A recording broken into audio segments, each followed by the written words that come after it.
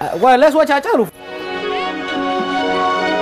Eegni qeerroonni jige Itoophiyaa jigde kaase kaa. Yeah.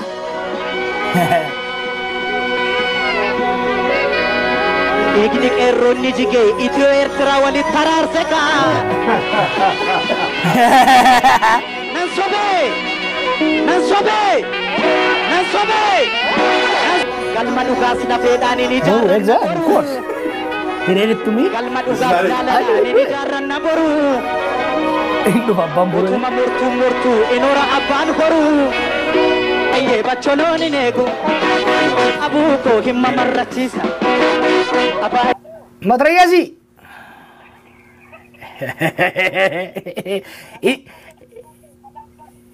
Si ani jara qofaami anu sodaadhen si ilaalaa ture taa'eetanii maal jedha bakka.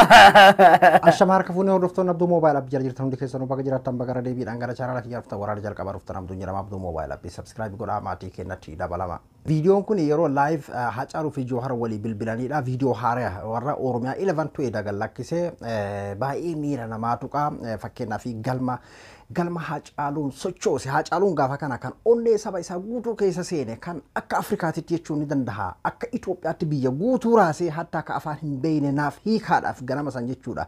Madaraka guutuu sochoosee bakka gartee siyaasaaf warqee jiru Abiyyi ammoo gaafuma kana ija diimeffatee ilaalee ture ni yaadattu yoo ta'e viidiyoo san irratti jechuudha. Ija diimeffatee ija dhiigaatiin ilaale tarii yoon waliin hojjetee mallaqa fudhateen fudhata yoo mallaqa fudhateen waliin hojjenne Oromoo kan jedhu taate ni qalla kan jedhu gaafa sumarraa karoorfate ta'a.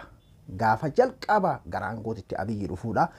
Viidiyoo kanarratti maaliin hubadhee durii marraa Hacaaluu hundeessaatii fi Jawar akka waliin wal quba qabaa turan. Viidiyoo kana kaa sochii isaanii fakkeenyaa fi nama hayyuu tokko nama beekaa tokko mee viidiyoo kana dhumarratti isin agarsiisa. Daqiiqaa 3 wayi akkasii jechuudha.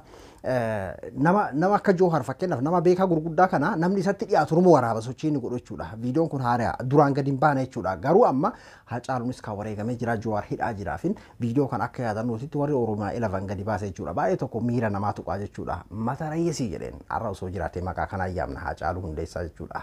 Mata rayyesii garan na badee dhugaa dubbachuu fi mata rayyesii jedheeti yaame yeroo inni bilbileef Jawar jechuudha. Maqaa isaa kan mata rayyesiidha moggaasee fi yeroo sanitti baay'ee miira namaa tuqaa.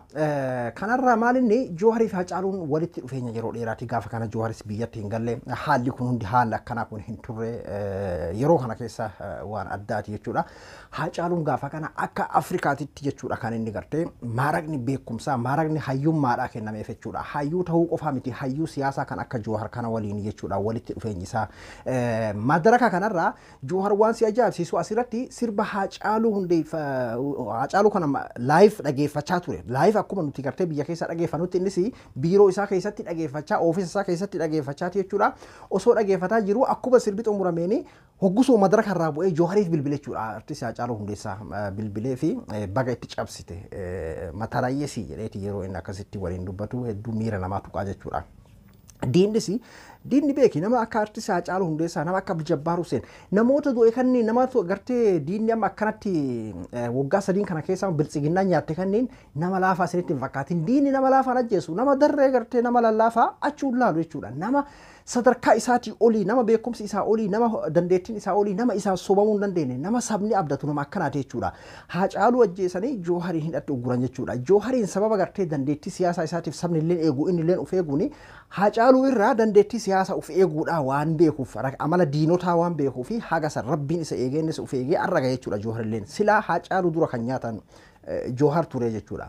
haa ta'uti Jawar lubbuu isaa rabbi irraan eegee jira rabbiin kan mana hidhaatti illee isaa haa baasu duba hagan takka Hacaaluu fi Jawar hagan takka walitti dhufeenya qaban jechuudha. Madaraka sanirraa bu'ee soo daqiiqaa takka gahini kan inni bilbilee fi baga itti cabsite jedheni miira yeroo sanitti namni bira jiru akkanumatti akshiiruma isaanii san laaluudhaaf waraaban jechuudha. Haa ta'uti arraan tan ammoo barumsa namaaf qabaadhaaf gabbaasanii Jawar ni yaadattu yoo ta'e fakkeenyaaf Oromoo faristi jedhee gaafa gartee jalqaba akka addunyaatitti onnee uummata Oromoodhaa keessa seenee diin ammoo akka malee nu diiga jechuudha muddamee raafame san jechuudha akkamiin akkas jette jechi akkasii akkamiin yeroo sanitti siif dhufe innaan sirba Haacaaluu dhageeffachaan dhaqee jedhe Jawaarni yaartoota interview tokko irratti jechuudha osoo Ameerikaa irraa gara biyya keessatti hin galin jechuudha hagan takka Jawaar illeen hagan takka miizaana hagan takka Haacaaluudhaaf kenna jechuudha ani yeroo sanitti OA jira sirba Haacaaluu dhageeffachaan dhaqee jedhe sirba Haacaaluu dhageeffachaan dhaqee jedhe Haacaaluun isa akkuma isaan madaraka irraa gadi bu'ee haloo jedhan jechuudha innis matara yesii jireeti akkasitti dubbisee baay'ee tokko miira namaatu dhugaa rabbii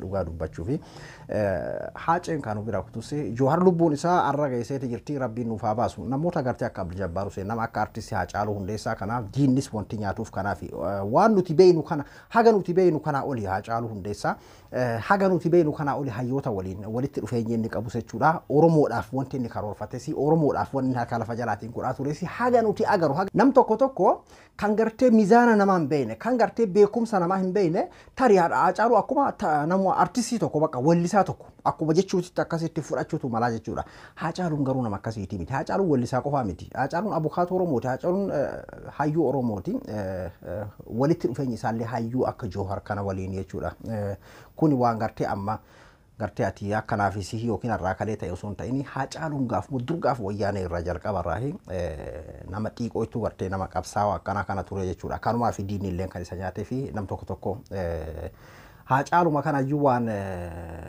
namni gartee akkanumatti yookiin du'eemaaf ajandaa godhatu kama kaleessa rakshaa arrammoo eegan du'e ajandaa godhan wahii itti fakkaatutu mala Haacaaluun gaafuma jiru iyyuu qaaliidha kanaaf ragaan akkuma isin jedhe Jawaar mataan isaatu ragaadha angartee yeroon interview san godhamuuf dhaqu sirba Haacaaluu dhageeffachaan dhaqee akkaan of hin daganne na godheedha miira kiyya o'aa ture yeroo sanitti gartee jechisuun kanaa dhufeef jedheeti dubbatee ture irra deebi'aa dhageeffadhaa viidiyoo san jechuudha kanaafuu baay'ee tokko miira namaatu quyyuu viidiyoon akkanaa kun gadi bahuun walitti dhufeenya Jawaarii fi Haacaaluu maal akka ta'e diinaafis firaafis mul'isuudhaa fi viidiyoon kun hedduu takka na gammachiise warra Oromiyaa 11 isaan tudhiise haragalfii irratti jechuudha eda waa'ee guutumatti waa'ee Jawaar irratti kan isaan hojjetan irraahi muree jechuudha viidiyoo gabaabaa isaa dhumarratti ka dhageeffadhaame viidiyoo kana isinis haga daqiiqaa 3 fo'ii jechuudha.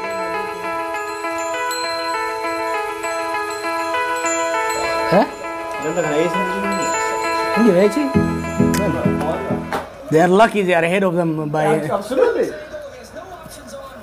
Now you can't stop Croatia because they get energy after scoring. Well, let's watch Haacaaluu. Eegni qeerroonni jige Itoophiyaa jigde kaase kaa. Yeah.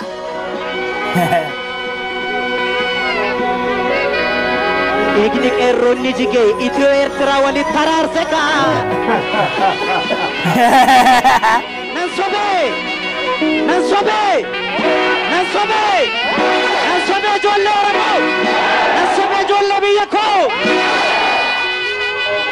Eegni qeerroonni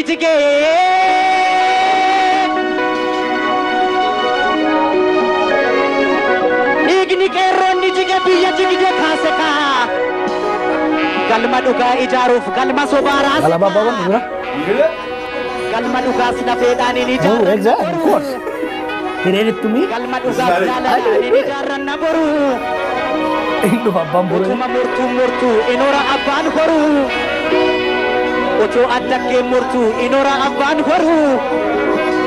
Inoora abbaan horu.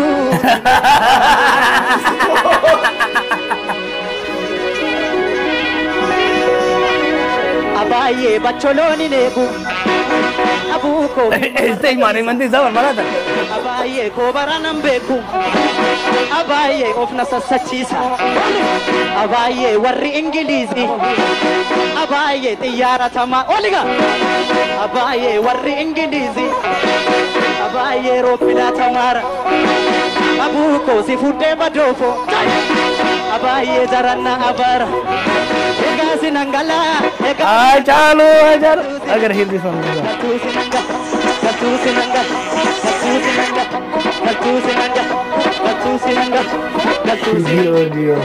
Abaye bacholoni neku abuko himma marrachisa Abaye ko baranam beku Abaye ofna sichisa Abaye akkanatti seete abuko Hello. matrayasi.